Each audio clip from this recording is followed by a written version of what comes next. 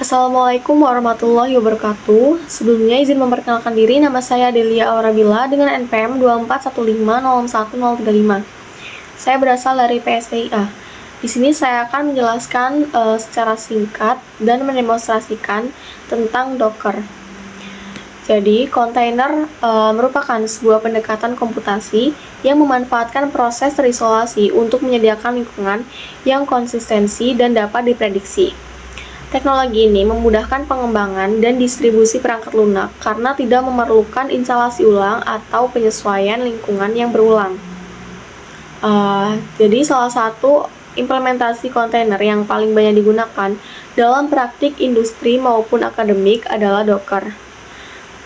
Berikut merupakan demonstrasi penginstalan dan menjalankan image di dalam Docker. Jadi pertama-tama kita akan mengetikkan Docker version ke dalam terminal, kemudian enter.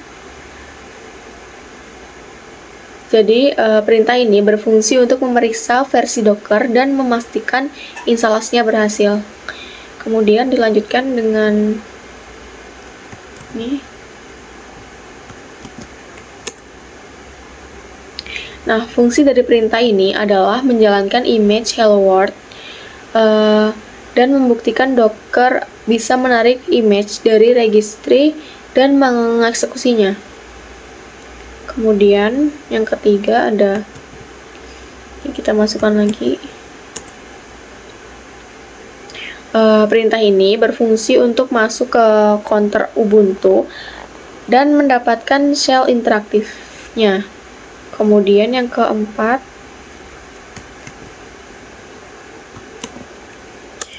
enter.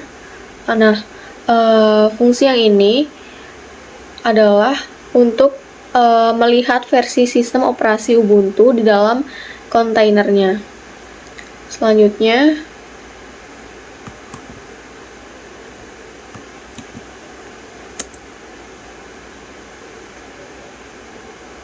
nah, perintah ini berguna untuk memperbarui daftar paket dan memasang new fetch-nya. Kita tunggu untuk beberapa saat.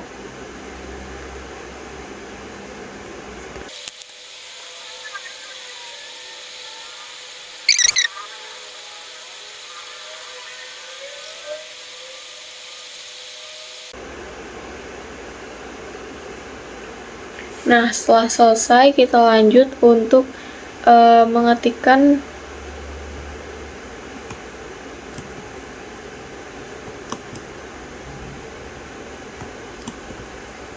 kemudian enter. Nah, fungsi dari perintah ini adalah menampilkan informasi sistem kontainer dengan tampilan yang rapi.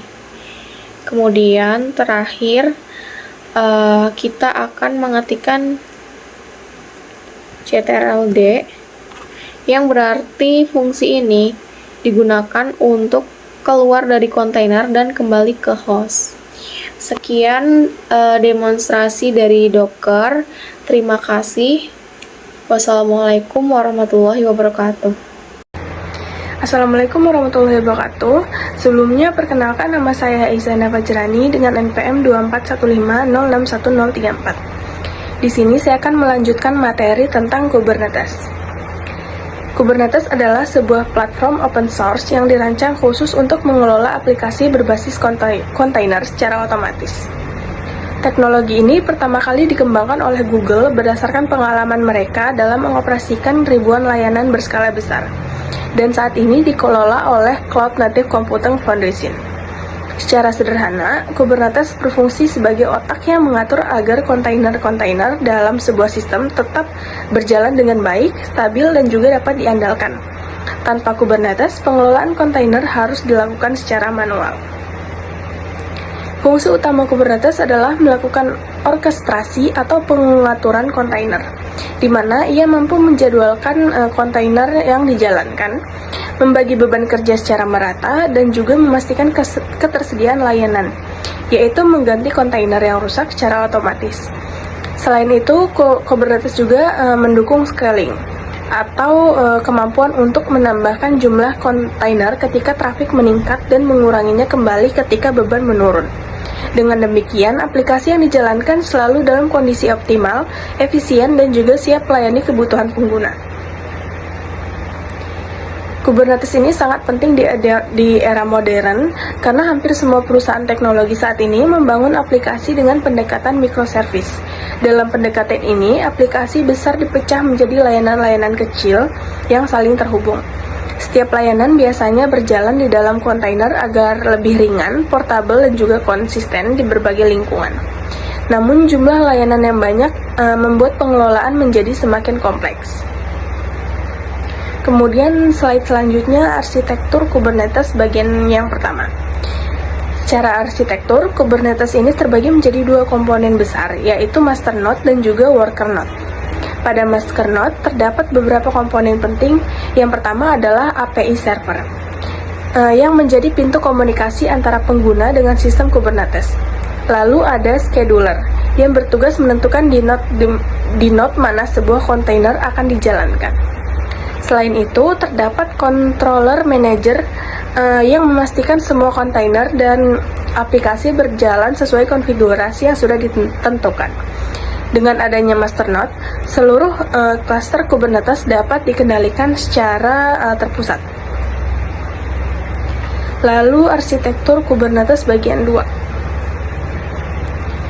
di mana pada posisi worker node terdapat komponen yang langsung menjalankan aplikasi. Di dalam setiap worker node terdapat kubelet, yaitu agen yang bertugas mengeksekusikan instruksi dari master node. Worker node juga menjalankan POD atau pod, yaitu unit terkecil dalam Kubernetes yang berisi satu atau lebih kontainer. Selain itu, terdapat servis yang berfungsi sebagai penghubung antar pod maupun akses dari pengguna. Dengan kombinasi master pod dan worker node, Kubernetes mampu mengatur ribuan kontainer secara efisien. Slide selanjutnya terdapat contoh kasus, yaitu pada aplikasi e-commerce.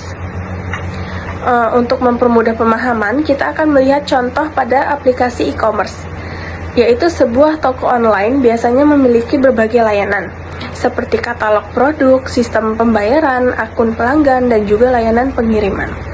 Setiap layanan tersebut bisa dijalankan dalam kontainer terpisah. Kubernetes bertugas untuk memastikan semua layanan tersebut berjalan dengan baik. Jika ada kontainer pembayaran yang tiba-tiba berhenti, Kubernetes akan segera menggantikannya dengan kontainer baru agar layanan tidak terganggu, dan juga pengalaman pengguna tetap terjaga meskipun ada gangguan di salah satu layanan. Sekian penjelasan Kubernetes yang dapat saya sampaikan. Selanjutnya akan dilanjutkan oleh rekan saya. Sebelumnya izin memperkenalkan diri, nama saya Citra Ayu Amanda dengan NPM 24150610777. Di sini saya akan melanjutkan presentasi dari rekan saya sebelumnya terkait Kubernetes. Kubernetes di dunia nyata tidak hanya digunakan di dunia akademik atau percobaan, melainkan juga sudah dipakai oleh perusahaan-perusahaan besar, misalnya Google, Spotify, Airbnb, dan Netflix, yang menggunakan Kubernetes untuk mengatur aplikasi mereka yang digunakan oleh jutaan pengguna setiap harinya. Selanjutnya ada perbandingan Docker dan Kubernetes, di mana keduanya memiliki fungsi yang berbeda, yakni Docker berfungsi pada pembuatan dan menjalankan kontainer, sementara Kubernetes itu berfokus pada pengelolaan dan orkestrasi kontainer dalam jumlah besar. Nah, dengan kata lain, Docker adalah teknologi untuk membangun dan menjalankan kontainer, sedangkan Kubernetes adalah teknologi untuk mengatur ribuan kontainer sekaligus. Docker itu cocok digunakan dalam skala kecil, misalnya untuk pengembangan aplikasi di komputer lokal. Nah, sedangkan Kubernetes itu sangat cocok digunakan dalam skala besar, khususnya di lingkungan produksi. Baik, selanjutnya itu terdapat kelebihan dan tantangan menggunakan Kubernetes. Yang pertama itu ada kelebihan dari Kubernetes terlebih dahulu, yakni skalabilitasnya itu otomatis, efisiensi penggunaan sumber daya, dan probabilitasnya itu berjalan di berbagai platform cloud maupun lokal. Terdapat ketersediaan yang tinggi atau high availability, serta fleksibilitas untuk microservice. Lalu selanjutnya terdapat tantangan, Yang pertama itu ada kompleksitasnya itu tinggi, di mana butuh pemahaman yang mendalam, lalu membutuhkan sumber daya perangkat keras yang cukup. Selanjutnya, kurva belajar itu cukup terjal bagi pemula. Dan yang terakhir itu ada konfigurasi harus dilakukan dengan hati-hati agar tetap stabil. Baik, pada slide terakhir ini terdapat demonstrasi dari Kubernetes. Pada bagian satu itu terdapat menjalankan klaster Kubernetes, lalu yang kedua itu menambahkan aplikasi sederhana, dan yang ketiga itu membuat beberapa pod untuk menjalankan aplikasi. Lalu pada bagian dua, yang pertama itu ada menunjukkan self-healing, di mana pod mati dilanjutkan dengan Kubernetes menggantikan. Lalu yang kedua itu ada menunjukkan auto-scaling, di mana pengguna bertambah, dilanjutkan dengan pod bertambah.